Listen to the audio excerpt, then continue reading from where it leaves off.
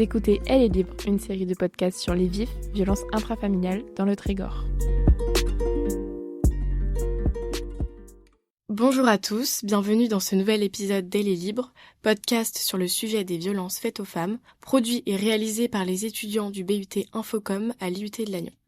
Aujourd'hui, notre épisode aborde le thème des enfants victimes de violences intrafamiliales. Pour cela, nous avons avec nous Arnaud Simon, accompagnant au CCAS. Bonjour Arnaud Simon, pouvez-vous vous présenter et expliquer votre métier et vos missions au sein du CCAS ? Bonjour. Alors moi je m'occupe du programme de réussite éducative pour les 2-11 ans, à savoir que j'ai une collègue qui s'occupe des 11-16 ans aussi. Moi je travaille avec beaucoup les parents en fait des enfants de 2 à 11 ans qui seraient en fragilité ou dont les parents ont des questionnements sur tout ce qui concerne leurs enfants, que ça soit le loisir, la scolarité, le social, la santé. Et j'essaie de les accompagner pour qu'ils trouvent des réponses à leurs questionnements. Après, dans le cadre des femmes victimes de violences, c'est souvent des femmes qui ont eu l'occasion de raconter leur histoire qui est douloureuse auprès de plusieurs professionnels, à qui on demande des fois de raconter leurs difficultés, leurs souffrances. Et donc, je vais être assez léger sur les questionnements que je vais poser. On va essayer de voir un petit peu ce qui peut alléger son quotidien et ses questionnements sur la scolarité, la santé, tous les questionnements qui ont pu se poser aussi suite aux violences conjugales. Et je vais essayer de les orienter, s'il y a besoin, vers les structures qui peuvent répondre à leurs questionnements à ce moment-là.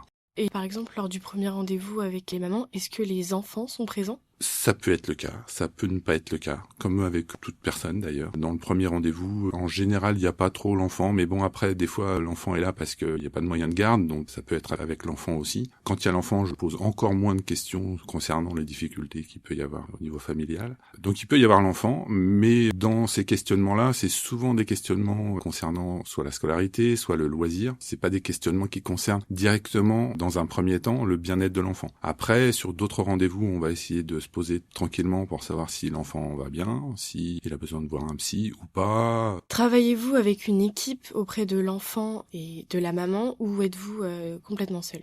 Alors moi je travaille jamais seul, simplement parce que, vous l'avez bien dit, je suis pas éducateur, donc je vais travailler en fait avec les différentes structures qui peuvent essayer de répondre aux questionnements des parents. Donc en fait je vais essayer de voir avec la maman là dans la situation quels sont ses questionnements, qu'est-ce qui peut la rassurer. Donc si c'est des problèmes administratifs d'inscription à l'école, au centre de loisirs, savoir comment ça fonctionne, quels sont les moyens de transport pour y aller. J'ai un budget aussi qui permet d'alléger des problématiques qui pourraient être de ce type-là pour rassurer les parents. Et justement, comment vous évaluez les besoins des enfants ? C'est en discutant avec soit les professionnels dans un premier temps qui vont pouvoir me dire voilà, il y a ces questionnements-là qui se posent, est-ce que tu peux aider la maman pour trouver des solutions à ces questionnements, soit en discutant avec la maman. Est-ce que les enfants ont conscience de ce qui leur arrive ? Conscience, c'est un grand mot. En tout cas, ils le vivent. Donc ça se répercute de différentes façons pour chaque enfant. Conscience verbalisée peut-être pas, mais en tout cas ils le vivent dans leur corps, comme chacun d'entre nous qui vivons des traumatismes peut être enfoui aussi. Donc c'est à nous de faire attention à ça, que l'enfant puisse verbaliser un petit peu son vécu. Comment est la coordination avec les autres services et quels sont les autres services avec qui vous travaillez ? Alors, souvent, dans le cadre des femmes victimes de violences, c'est les collègues du CCAS qui m'orientent les familles parce que on a des logements d'urgence. Après, j'ai un réseau depuis quelques années que je travaille sur cette thématique-là qui me permet d'appeler la MDD, les principaux partenaires pour tout ce qui est suivi social en général. Ça peut être le CMPEA, le Centre médical psychologique pour enfants et adolescents, qui peut accueillir pour tout ce qui est problématique psy. Après, ça peut être des libéraux, trouver un orthophoniste, de trouver un généraliste. Et puis alors, dans le loisir, donc là, je peux les orienter, les accompagner, leur faire découvrir le centre de loisirs, et puis les aider financièrement aussi pour qu'ils puissent y accéder. Et puis après, c'est pareil sur toutes les activités sportives, culturelles. On a pas mal d'associations sur la ville qui nous permettent d'avoir une offre assez intéressante. Et là, je peux contacter les associations pour savoir si tel ou tel enfant peut accéder à telle ou telle activité. Donc les mamans font appel à vous, mais est-ce qu'il arrive que les enfants fassent aussi appel à vous ? Alors non, moi je m'occupe des 2-11 ans, donc les enfants vont pas venir vers moi. Après, ma collègue c'est pareil, c'est rare qu'un enfant ou un adolescent ait le réflexe de venir vers nous. D'accord. Et quand vous parlez de professionnels, c'est les autres services dont vous venez de parler ? Oui, donc il y a la MDD, il y a le CCAS, il y a les écoles ou les collèges pour ma collègue, le service enfants-jeunesse, ça c'est les principaux partenaires. Il y a l'association Beauvalon aussi qui fait de la prévention sur Lannion. Mais après, sinon, il y a le CMPEA, un lieu d'accueil gratuit pour trouver quelqu'un pour parler. Et donc, que proposez-vous aux enfants, même aux mamans, pour les accompagner ? Ça dépend les questionnements. Alors, pour les femmes victimes de violences, les premières demandes concernent la découverte du cadre éducatif proposé à Lannion. Donc il y a tout ce qui est les écoles, dans quelle école va aller l'enfant, aller au service administratif pour inscrire l'enfant à l'école, bien découvrir tout cet environnement scolaire, tout l'environnement loisir de l'enfant, quels sont les centres de loisirs dans lesquels peut aller l'enfant le mercredi ou les vacances, tout ce qui est besoin de garde, ça peut permettre à la maman de souffler aussi, d'avoir des temps à elle. Je peux aussi accompagner la maman sur tout ce qui est structure plutôt adulte ou enfant-parent, c'est-à-dire les centres sociaux, qui leur permettent d'avoir des activités, de connaître des gens aussi sur Lannion. Et puis, il y a aussi des sorties familiales qui sont organisées par les centres sociaux pour que les parents soient pas isolés. Le but du jeu, c'est vraiment pour les mamans d'alléger leurs soucis concernant l'éducation de l'enfant, de leur faire découvrir les outils éducatifs à disposition donc sur le territoire, de les déculpabiliser aussi. Elles se sentent un peu coupables de mettre leur enfant dans une situation qui est pas très agréable sur ce temps-là. Elles ont le droit de mettre leur enfant au centre de loisirs, même si elles sont là. Puis elles vont prendre le temps qu'il faut pour se reconstruire. Et comment s'assurer que les enfants s'intègrent bien à l'école ? Moi, j'ai des réunions régulières avec les écoles. Ça nous permet de se dire, bon bah voilà, il y a tel enfant, il est en difficulté au niveau de l'école ou sur les temps périscolaires. Merci beaucoup Arnaud Simon. De rien.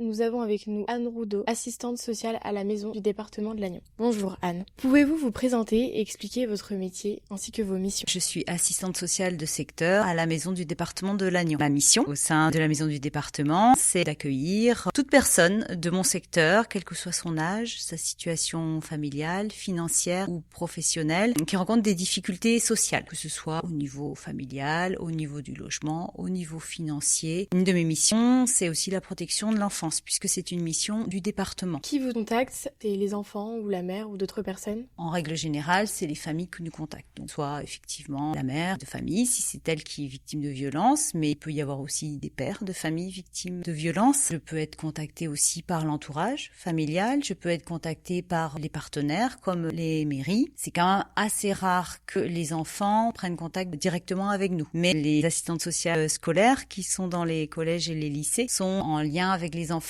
et par ce biais-là, elles peuvent aussi nous contacter quand il y a des situations difficiles. Pour le cas de Naïla, donc Naïla subit des violences depuis de nombreuses années. Elle a 2 enfants, une fille de 2 ans et un garçon de 8 ans. Elle fait tout pour les protéger, leur cacher ce qu'elle vit, leur maintenir un cadre de vie confortable. Un matin, son compagnon la frappe violemment. Elle va aux urgences avec ses 2 enfants. Dans ce cas, les enfants ont-ils besoin d'être placés ? Alors non, c'est pas parce qu'une femme subit des violences que les enfants sont placés, loin de là. Les placements d'enfants sont soit décidés par le juge des enfants ou le procureur s'il y a une urgence. Il peut aussi y avoir des placements qui se font à la demande des parents, placements amiables, mais c'est rare qu'il y ait des placements. Il n'y a pas de placement systématique, loin de là, quand les femmes sont victimes de violences. Quelle est la tranche d'âge des enfants que vous accueillez ? Moi, j'accueille tout public, donc des familles avec des enfants de tout âge. Mais le service enfance-famille, qui est un service de la maison du département, peut exercer des mesures éducatives pour les enfants de 0 à 18 ans et les jeunes majeurs jusqu'à 21 ans. Et quel est le processus d'accompagnement ? Nous, on intervient soit à la demande des familles, soit à la demande des partenaires. Mais on peut aussi être amené à intervenir quand il y a eu un signalement adressé à la CRIP, la cellule de recueil des informations préoccupantes, qui en fait recueille tous les signalements qui concernent les enfants mineurs dans le département et qui par la suite peut demander à ce qu'il y ait une évaluation faite dans les familles. Il arrive, on nous demande, nous, d'aller évaluer la situation d'enfants au sein de leur famille à partir du moment où il y a eu des révélations de violences intrafamiliales. Est-ce que l'enfant est seul ou accompagné lors des rendez-vous et s'il est accompagné, par qui ? Alors en règle générale, moi je vois les enfants avec leurs parents, sauf lors des évaluations dont je parlais précédemment, de situation familiale à la demande de la CRIP. Là, on est amené à rencontrer les enfants seuls. Comment se déroulent les entretiens ? Est-ce que vous avez des questions préparées sur rendez-vous où les personnes peuvent vous contacter à n'importe quelle heure, venir vous voir à n'importe quelle heure ? À n'importe quelle heure, non.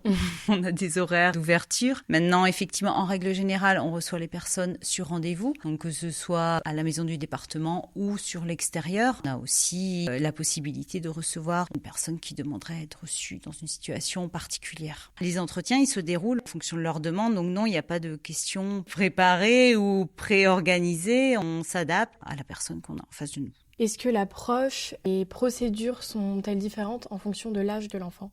Alors les procédures, non, sauf s'il s'agit d'un enfant de 0 à 6 ans. Il peut y avoir l'intervention de la protection maternelle et infantile qui intervient auprès des enfants plus jeunes. L'approche, oui, parce qu'effectivement, on ne va pas parler à un enfant de 3-4 ans comme on parlerait à un adolescent. On s'adapte aussi à son âge. Avec qui travaillez-vous en partenariat, d'autres associations ou collectivités ? On travaille notamment avec toutes les structures qui font partie du réseau dans les violences intrafamiliales de Lannion, le CCAS, la MICEP, le PA, avec aussi des associations qui peuvent soutenir les femmes sur des choses très concrètes comme mise à disposition de mobilier, de vêtements, de jouets lorsqu'il y a besoin. On travaille aussi avec le CIDF, on travaille avec de nombreuses structures qui peuvent intervenir sur cette thématique-là. Comment faites-vous pour tenir le secret professionnel alors que vous travaillez en partenariat avec d'autres personnes ? Alors, on essaye de faire au mieux.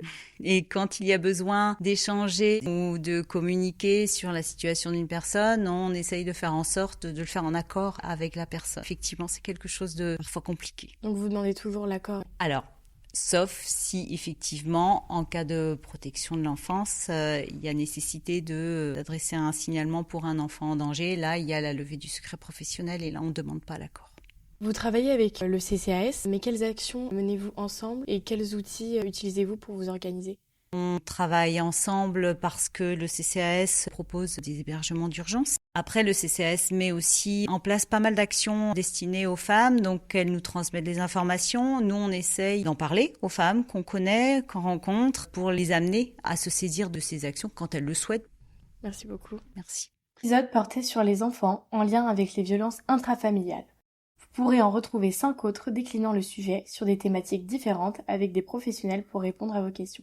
Pour encore plus d'informations, nous vous invitons également à vous rendre sur le site ellestlibre.infocomlannion.fr. N'oubliez pas aussi que le 3919 est un numéro d'écoute et d'orientation anonyme et gratuit, disponible pour tout témoin ou toute personne victime de violence 7 jours sur 7.